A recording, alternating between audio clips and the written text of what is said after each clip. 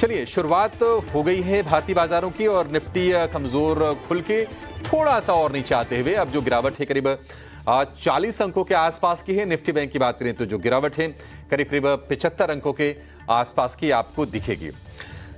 Index को थोड़ा settle हो जाने देते हैं। इंडिया विक्स 3% ऊपर है, थोड़ा सा फियर, थोड़ी वोलेटिलिटी उसी का सूचक है और इंडिया विक्स हम देख रहे हैं कि करीब 3% चढ़ के, हालांकि अभी भी काफी कंफर्टेबल रेंज में है, करीब 13.25 के आसपास का इंडिया विक्स है।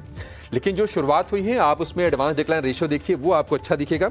1150 शेयर मजबूत हैं और करीब 850 शेयर इस वक्त कमजोरी के साथ खुले हैं। तो थोड़ी सी कमजोर शुरुआत हुई है। निफ्टी बैंक की जो गिरावट हुई है वो हो गई है करीब 100 अंकों के आसपास की। 1-2 मिनट में थोड़ा सा मूव सेटल हो जाने देते हैं, लेकिन शेयरों पर आते हैं जहां से सपोर्ट मिल रहा है बाजार को। कंजम्पशन का शेयर सपोर्ट करने का काम कर रहा है। HUL है, एशियन पेंट्स है, आधे से 0.25% के आसपास की मजबूती वहां पर है। टाटा कंज्यूमर का शेयर ऊपर खुला है। नेस्ले में हम मजबूती देख रहे हैं। ट्रेंट बड़ी गिरावट के बाद कोई खास रिकवरी नहीं है, सिर्फ 0.25% ऊपर ये शेयर कारोबार करता हुआ आपको दिखाई देगा। एक भी शेयर निफ्टी में ऐसा नहीं है जहां पर आपको 1% का मूव दिखे शुरुआती सत्र में।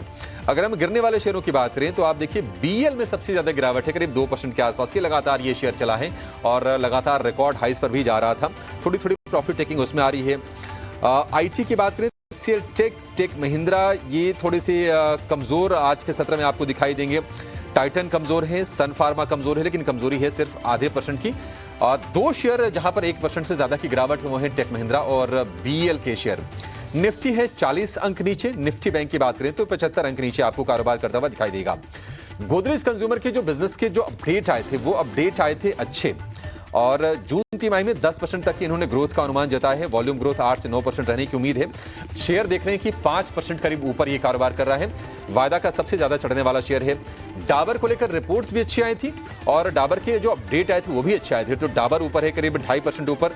मॉनसून का भी फायदा मिलता है। रूरल इकोनॉमी से जुड़ा हुआ ये शेयर है।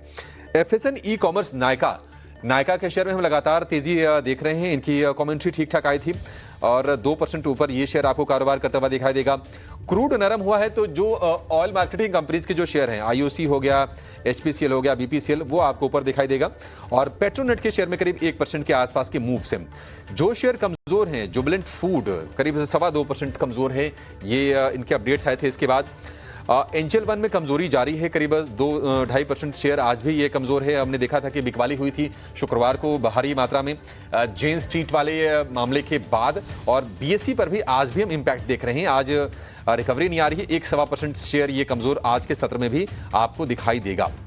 जहां पर बड़े मूव्स हैं जरा उनकी बातचीत कर लेते हैं कि कहां पर बड़ा एक्शन हो रहा है। तो बड़े एक्शन में आप देखेंगे गोदरेज कंज्यूमर सबसे ऊपर करीब 5%, शिपिंग कॉर्पोरेशन में करीब 3%, CSB बैंक करीब 2.5% ऊपर, डाबर करीब 2% ऊपर ये कारोबार करता हुआ आपको दिखाई देगा। कोई बहुत तोड़फोड़ मूव्स नहीं आ रहे हैं स्टॉक्स में। गिरने वाले शेयरों में इंडस टावर्स करीब 2.5% नीचे है, एंजल वन 2.5% नीचे है, चोला फाइनेंशियल भी करीब 2% नीचे है, जुबिलेंट फूड में करीब 2% के आसपास की गिरावट है।